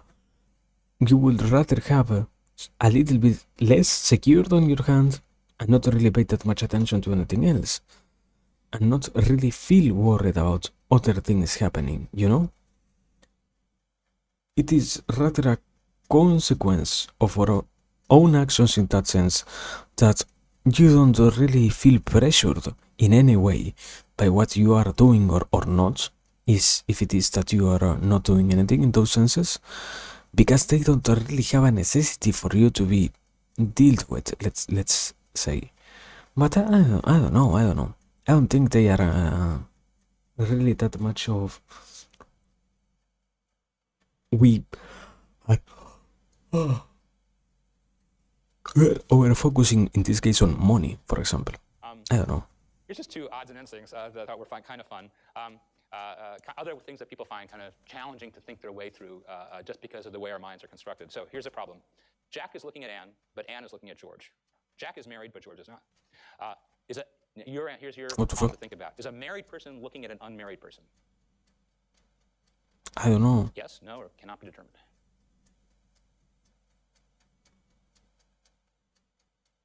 Yes. The only reason I know the answer I guess. is I have the answers to these. The first time I see these, I'm like, oh no. All right. So just for fun, you're willing to, you can go by intuition, maybe you worked it out, or you looked ahead. Okay. How many people who haven't looked ahead say yes? Okay, there's some hands. 10. How many say no? Nobody. How many say cannot be determined? Okay, the answer is, that's good. Most answer, 80% say cannot be determined, all right? But the answer is this. Think about this. The answer is yes, and here's why. We don't know Anne's marital status. The other two are given. So we have to figure out Anne's situation. Let's say she's married, and she's looking at unmarried George, right? Okay. Let's say she's not married, and Jack is looking at unmarried Anne. Is that okay? This is what people in logic call fully disjunctive reasoning, where if you work your way through the possibilities, you see it has to work out. Okay. But that's not our intuitions. Okay. So I mean, you're a very smart group. Okay. No, so if it's hard for you, imagine the rest of the world is not as suspicious about how to figure problems out, right? So it's just fantastically interesting how the human mind is brilliant at some things, and for other things, it could solve. Intuitively, it's not often going to happen. We go by these shortcuts where either we don't get the answer at all, or we come up with a completely wrong one because of availability or framing. Here's a quick one. You'll get this fast. A ball and a bat costs $1.10 in total. The ball at bat costs $1 more than the ball. How much does the ball cost? All right, you guys now you're very suspicious. You're thinking it through, right? Most people love 10 cents, okay? But you can tell that's not going to work, right? Because then the bat would have to cost $1.10 and the total would be $1.20, right? Okay, but why is it that we're pulled to most of us to having $1.10? Because we don't quite think it through. There's $1, there's 10 cents, and we do these shortcuts, these heuristics, instead of logically working our way through. One more example of this kind of thing. Because now we're going to add one more element just for this. Imagine that the U.S. Department of Transportation has found that a particular German car is 8 times more likely than a typical family car to kill occupants of another car in a crash. The federal government is considering restricting sale and use of this German car. Do you think sales of the German car should be banned in the U.S.? Or do you think that German cars should be banned from being driven on the U.S. streets? So here's one, given in this study to U.S. participants. Or they do exactly the same thing, but it's not a German car, it's a Ford Explorer. All right? So American participants, if it's a German car, 73%, get that car off the road, right? If it's a Ford Explorer, if it's a German car off the streets, if it's the American car and Germany's making the decision, only 40% of the people think that Germany should do that, right? Okay, now that's not purely logic. What is that? That's bias, right? It's like, yeah, on my streets, we don't want these threatening machines from overseas, Germany, got to keep that economy going. Those Ford workers are really doing a good job. All right. So, of course, most decisions aren't hyper-rational in the way we've been talking about unknown people. Of course, they involve things in the world that we already have feelings about. So you add that in, and you can see that making a truly logical judgment is shockingly hard if anything's a little complicated. So let me turn. Okay. I mean, it is also kind of assumed that you can always sense how you are failing to properly argue about anything. You need to take into consideration almost every single time the concepts and even more the context that are applied to every single thing. And if you took I wouldn't say there isn't a proper best pathway than the one you decided was the best one, as all of them might as well be quote-unquote valid, because trying to pursue it a greater hope than the one in or the future in which you live is might as well be more useful than to simply think, okay, you know what, I might fail to do this, or I might not fail to do this, and I am not going to give a fuck. I am not going to pay any attention to those who are probably not so close to me. Therefore, I might as well also not even try my hardest, as it also represents a sad reality that it has also on itself the meaning of I can ignore the rest of the context that is provided to me. I wouldn't say it is that simple to believe that you can somehow discard stuff. I don't know. Anyways, Now, continue. last little bit to what we think of as some of the core parts of the brain for higher level thought. You know, the struggle we have between the best we have in our mind and the traps we can fall into. And when we talk about that, we tend to focus on sort of three areas of the frontal lobe. So let me just remind you of this. So here's the frontal lobes. And you could think of the frontal lobe, I think, as the business end of the brain, right? Here comes visual information coming in, auditory information coming in, touch coming in. Somewhere down back here would be taste. So that's getting stuff in and figuring out what's out there. The front half is the business end of the brain, acting upon the world, moving your hands, moving your body, making decisions about what you do. Motor cortex, premotor cortex, that guides motor cortex, this so-called lateral prefrontal cortex, that's higher levels of thought, and this bottom part of ventromedial or orbital frontal cortex that we talked about with Phineas Gage. So Oliver Sacks in chapter 13 talks about one example of a woman who has a large tumor in this ventral medial area. And so sometimes I think there's a Roman philosopher who said that life is composed of desires and decisions. Desires and decisions. So this part of the brain is involved in desires, and this part in decisions, and I'll show you that roughly speaking. So here's a woman who is a former research chemist, and she has a rapid personality change, becoming facetious, impulsive, superficial, and she has a cerebral tumor in this ventromedial part of the brain. When I see her, she's full of quips and cracks, often clever and funny. Yes, father, she says to me on one occasion. Yes, sister on another. Yes, doctor on a third. What am I? And then she makes some jokes. So she's constantly joking, and she says, everything means nothing. Nothing at all, she says with a bright smile and tone of one who makes a joke, wins an argument, or wins at poker. So she just finds that there are facts of the world, but they just don't feel like they mean anything. Because a tumor is influencing a part of the brain that we understand to organize the relationship between thoughts and feelings. And that's a huge way about how we go about the world. What we think, what we feel, we put it into a formula of some sense, and that's how we act upon the world, whether we help somebody or don't help somebody, like somebody or don't like somebody, all those sorts of things.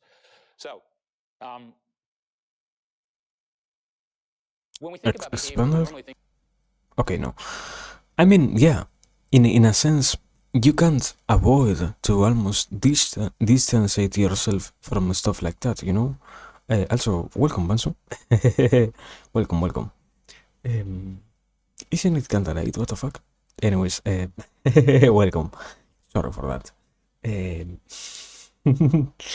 But yeah, I will argue that probably taking into consideration the fact of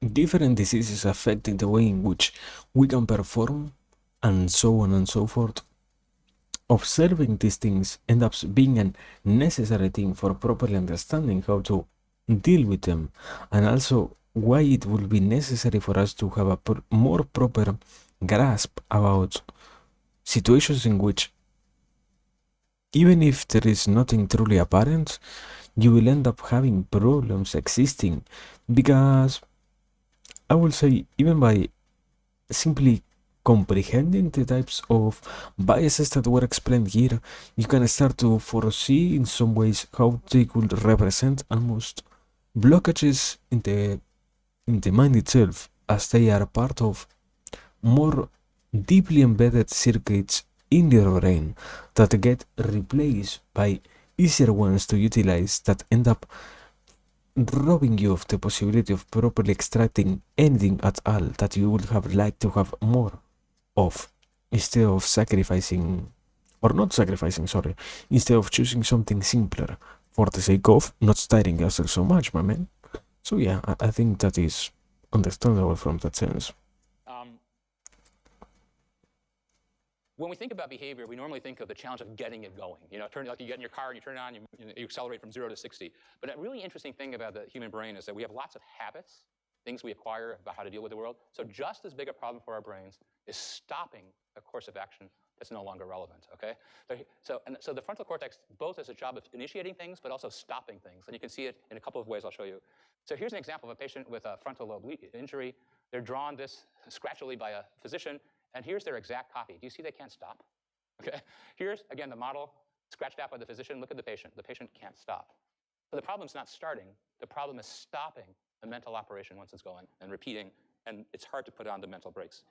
Here's an example of a behavioral test of that kind. And I remember this when I was testing patients in E17 and E18 here. I did this a fair bit. It's called the Wisconsin card sorting test. And what happens is you put on 4 cards like these. These are the key cards. It's very mysterious when you give the test. You just put them down. And you have a pile of cards over here. And you tell the person your job is to pick a card from this pile and put it below one of these cards. And I'll tell you if you're right or wrong. And then use that information to know where to put the next card. So imagine you were doing this experiment, and if you're colorblind, there's an extra issue, let me just warn you, but you get this first card. Where would you put it below? Where could you put it below? Okay, that's an equal number. That's one possibility. What's another possibility? There's a rule by which you might sort the card. Color, yeah, that's green, that goes with that. What's another possibility that you can see? Shape, you can say that's a plus sign, that's a plus sign. They all seem reasonable, right? So people usually pick one of those 3. And if they happen to pick the one that I, as a tester, know from my instruction sheet, it's my job to reinforce. Let's pretend it starts with color. If they do this, I go wrong. Right? And then they pick another card, and they try something else. They pick another card, and they try something else. And after 3 or 4 cards, people pretty much get the color. And then you go another card out. You go right, wrong. Okay. And when I did this, I was approximately your age, and most of the patients I tested were older, and they go like, Sonny, look back on your score sheet because it's correct. You go, no, ma'am, no, sir, I'm sorry about that. It's wrong. Okay. Because what you do is after 10 consecutive correct responses, you switch the rule from color to shape. After 10 correct shape, you switch to number. And then you do that again. So you switch the rule after 10. So it's a test of mental flexibility in a fairly simple way. Does that make sense? Okay? They have to figure out what the answer is. Then they're zooming along, and you go, no, stop. And you have to come up with the next answer. All right? So here's what happens for patients with frontal lobe lesions. They make a huge amount of what's called perseverative errors. So this is now the intellectual analog of the too many squiggles. Okay? Once they get that first rule, they can't stop that rule. So they go color. They get about 10. You say you switch, and they just keep doing it. And you go, no, wrong. But they can't stop the rule that worked in the first place, okay, without prefrontal cortex being attacked. So our mental flexibility seems to depend tremendously on prefrontal cortex. And you can do the same kind of thing in imaging just to make sure it's not just a patient thing. And again, when you have to do this very same kind of task, typical people activate prefrontal cortex to do the mental manipulation of the simple problem-solving task. So we talked about perseveration, hard to stop, mental flexibility. Without going further, give a second. First and foremost, what a truly painful thing it is to live like that, in such a myriad of incapacities of changing your actions. But the other real lesson from that is the capacity of adapting is truly amazing, because even in a place in which there are no real rules or no strict rules that you can refer yourself to, by simply inferring things, you can really get much more further than what the average could predict, I would say. In that sense, I view it as truly an incredible adventure, as it shows how incredible the human is on the journey of learning about almost anything. And yeah, almost hopeful in a sense. So we talked about perseveration, hard to stop, mental flexibility. With ventral medial lesions, you get some weird things. You get what they call utilization behavior. So again, we're having this idea, what's the good thing about having very powerful habits? Is it very good to have very powerful habits? And we use a different word for this, when you read? Yeah, because that's how you're a fast reader. You know how to read words really fast. Is it good to have very powerful habits when you walk? Yeah, you don't want to go like, okay, I'm moving a leg now. Everybody get ready. We're moving the other leg, right? You could never get out of the room very efficiently, right? So for many, many things, having very powerful habits are very strong. But for other things, they're not as good, and you have to put the brakes on. So Laramie described patients with ventral medial lesions who came in, saw in his office. This was not a set-up experiment. He didn't expect this. There was a hammer and a nail in the picture, and the patient just goes over up. And you can imagine if you go into a doctor's office and you see a hammer, a nail, and a picture, would you go over and put up the picture? No. I mean, that's what you do with that stuff, okay? You know that's what's going on. But you go, that's not my place to do it, even though it's attempted to do it. The patient could not help himself but go do that, literally goes do that. The most dramatic example is the patient walks in and sees a hypodermic needle, pulls down his pants, and injects himself in the derriere, okay? Again, he knew that was going to happen. He knew that's the habit, but you wouldn't go into a doctor's office and start using their stuff and perform on yourself, right? You understand? The habits are completely running the show, and any kind of frontal cortical control of those habits has been eliminated in these patients. And here's a couple more things that are, along that line. So I need a volunteer in your seat to try something with me for a minute. It's not bad. I think I traumatized you in these examples. Okay, thank you. All right. If you had Yeah. to answer this question, and there's no correct answer, but let's just talk about how you might do it. How long is a man's spine on average? Okay, and how did you kind of come to that? And that might be right or not, but My back is like roughly 2 like this or yeah, and it's got to be less than 7 feet, right? Because that's like the tallest basketball players, right? It's, on average, it's got to be more than a couple feet, something in that range, right? Okay, you just guess your way to it. Or how fast does a horse race gallop? Or what's the largest object normally found in the house? What do you think that might be? Help me out here. Refrigerator's a good one. Anybody else? Oh, those are good. Is toaster a good answer? No. Okay. All right. One more person. Who's going to help me out here? One more example.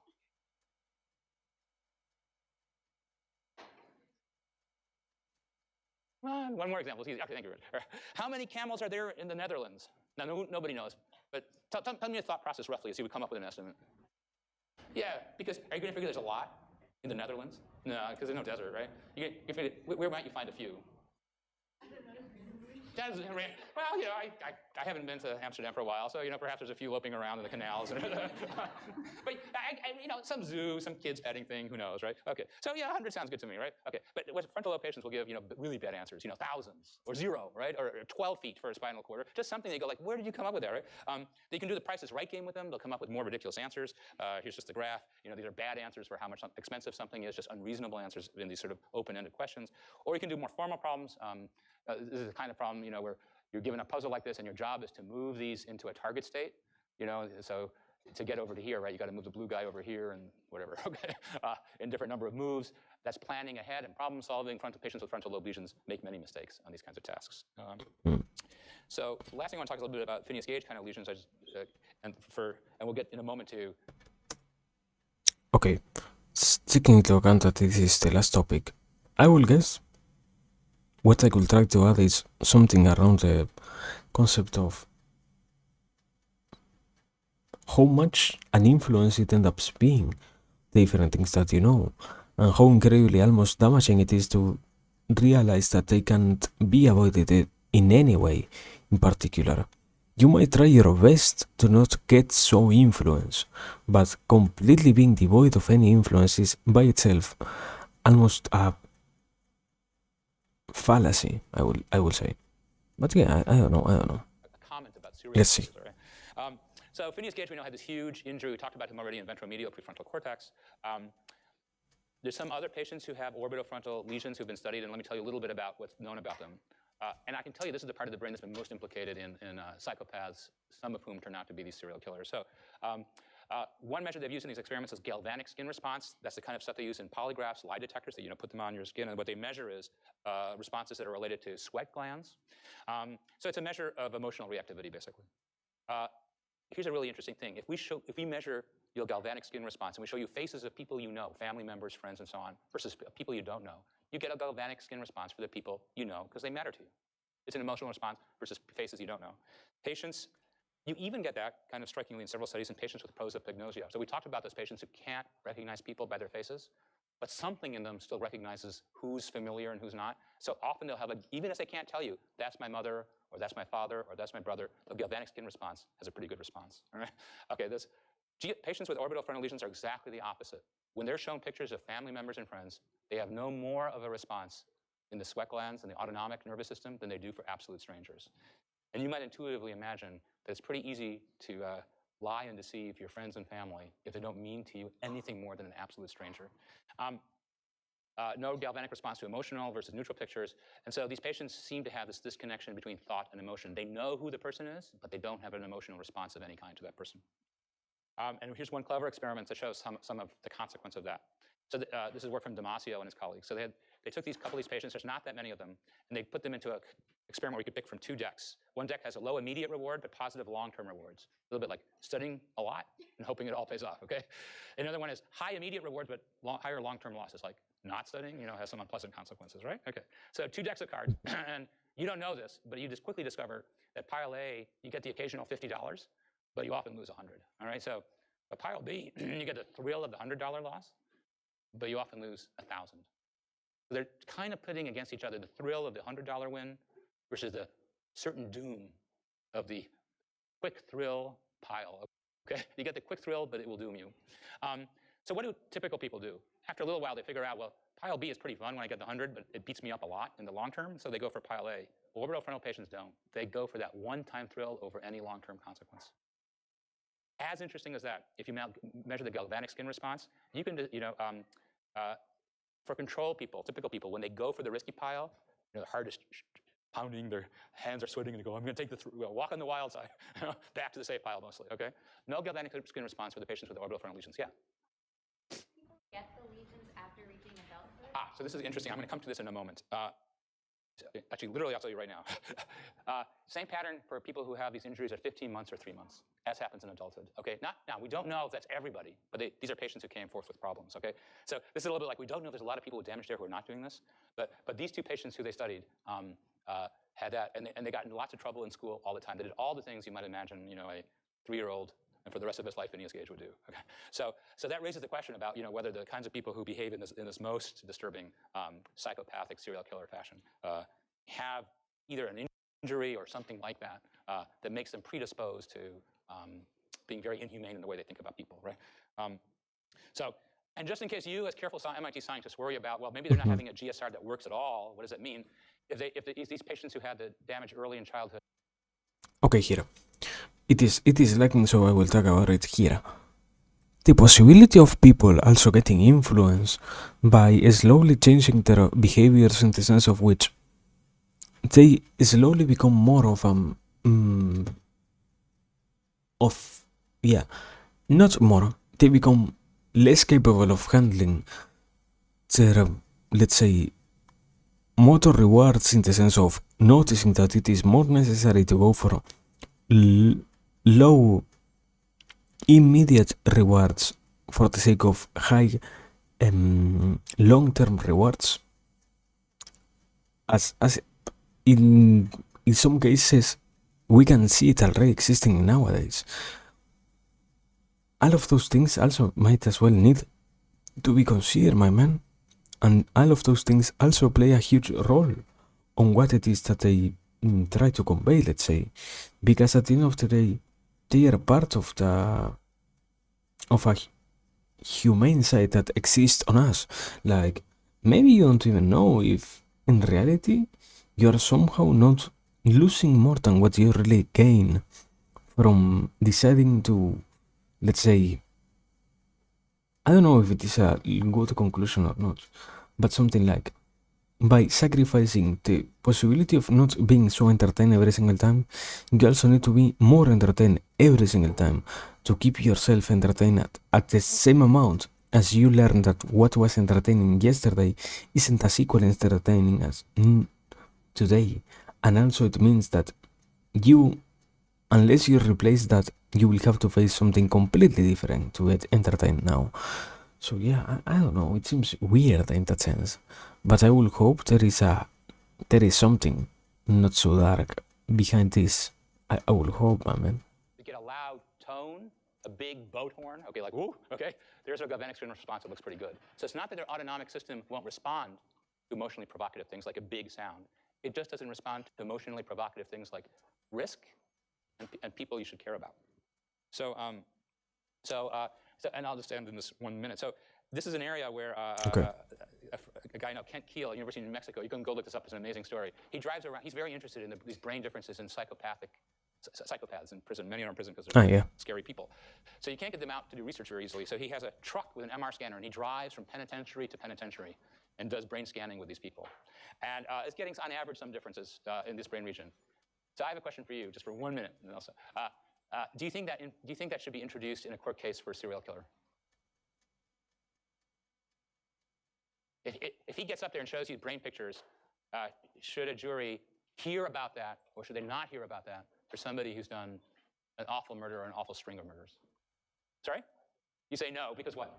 I think that the risk is too great that you'll have innocent people be thrown, and the science is not fully developed yet in that respect. There are also a lot of underlying factors such as environmental factors, rather than if you go straight to genetics and say, oh, you have this huge issue, like this condition of the brain, you're automatically going to be at risk. So it's unfair. Okay, let me tell you one sentence. Yeah, go ahead.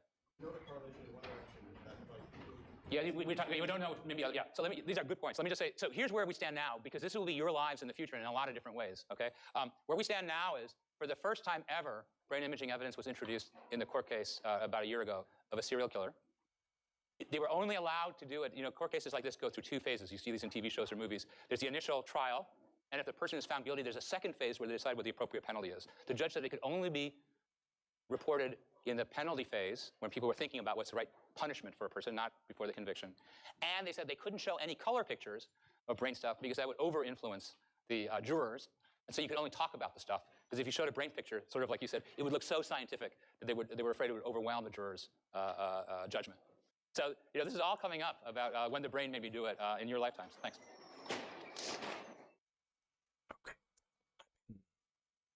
No, my man. I will say kind of crazy to take that into consideration. That in some cases you can really talk about concepts like these ones. But I mean, also it is part of the funny itself of taking your time to learn about such things in life. I mean, I don't know. It is crazy. That is all I can properly say nowadays. It is incredibly crazy. So well, yeah. So far, we're done. Finally, one beautiful lesson one beautiful lecture that we can complete without worrying about anything else. What a blessing it is to not spend 3 days, 4 days, 7 days in a row trying to watch one single lecture. Beautiful, I think. So yeah, basically yes, we're done. For today, we're done. We were able to do it more than anything else. We were able to accomplish this. So very, very nice, very clap moment. But I will say, as always, also, and even more in a day like this, where we almost spend so much energy thinking and so on, we might as well want to live and get some more entertainment on a more leisure form. So let us try to raise somebody. Well, as always, let me properly say thanks. Thanks for being here, for watching, for paying attention, for the opportunity given. And well, I mean, it gets very interesting to see how much we can work around these things, So yeah, we are going in this case. What the fuck? Wasn't it late? Isn't it Tuesday? Why is so many people alive today? What the hell? What the hell, my man? I don't know. I guess we're going to raise somebody, and we're going to call it a day. Yeah. How many people is alive today? What the hell? I don't know. Let us go to the shortest route possible. Slushy Water, or friend Slushy Water, who is playing Undertale. Wow, yeah, Undertale. So yeah, as I was trying to say, thanks for being here. Thanks for this another moment in which wait, mute this shit. I forgot to deactivate the sound. There it is. Sorry for that. I sometimes forget that I have sounds activated in some places. So yeah, there it is. Now properly the more proper sound that we need to finish this. Thanks for being here. Thanks for watching. Thanks for enjoying. If it happened, thanks for lurking, for supporting as always, for watching the other beautiful bot watchers, for saying anything in today. I think it was only, let me check just in case. Okay, we have Ronspoon, Bunkum, and Stirit Pansu. Only to say thanks today for talking, and yeah, we are taking once again a beautiful break, a short, quote-unquote short one, until the next opportunity arises, and until we need to get back here into the mental laboratory to keep learning and to keep delving into more interesting stuff. Until then, remember please to stay safe, to stay hydrated, to stay rested, and yeah, now we are leaving Guar Slushy Water 52, who is playing Undertale Yellow. And well, Whenever the next opportunity arises, it will simply happen. Until then, stay safe. Thanks for everything. And wait, do we have the watch? Is it? I guess it isn't working, no? Yeah, it fucking bot. So yeah, anyways, thanks for everything, everybody. Ciao and stay safe. Now, right. Right.